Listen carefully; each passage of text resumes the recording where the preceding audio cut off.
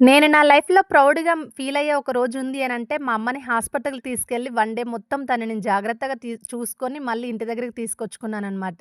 నేను డిగ్రీలో ఉన్నప్పుడు మా అమ్మకి విపరీతమైన కాలు నొప్పితో బాధపడుతుంటే తనని హాస్పిటల్‌కి తీసుకెళ్ళా. కొడుకులు లేకపోయినా నేనైతే ఒక కొడుకుగా బాధ్యత తీసుకున్నా. తను పడ్డ ఇబ్బంది మామూలు కాదసలు ఆ రోజు. ఈవెన్ స్టెప్స్ ఎక్కడానికి ఇబ్బంది పడుతుంటే తనని ఎత్తుకున్నంత ఫీల్ అయిపోయాననమాట. మా అమ్మ ఏడ్చింది. కొడుకులు లేకపోయినా నా బిడ్డ నాకు కొడుకులాగా ఎత్తుకునింది అని. ఆ రోజైతే నేను అస్సలే మర్చిపోలేను. మా అమ్మే కానీ, మా బాపే కానీ ఏ రోజు హెల్త్ బాలేకపోయినా అసలు ఇంటి దగ్గర ఉండేవాళ్ళు కాదనమాట.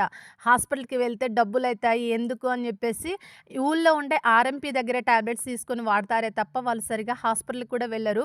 ఫస్ట్ టైమ్ తనని హాస్పిటల్‌కి తీసుకెళ్ళిన ఆ రోజైతే నేను అస్సలే మర్చిపోలేను నా లైఫ్‌లో.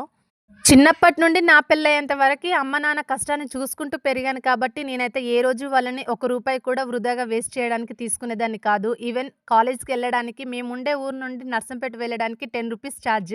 ఆ రూ. 10 కూడా ఈ రోజు తీసుకుంటే 2 రోజుల దాకా ఎవరినైనా స్కూల్ వ్యాన్‌లో ఎక్కైనా వెళ్ళేదాన్ని తప్ప ఛార్జ్ పెట్టుకొని వేస్ట్ చేసేదాన్ని కాదు.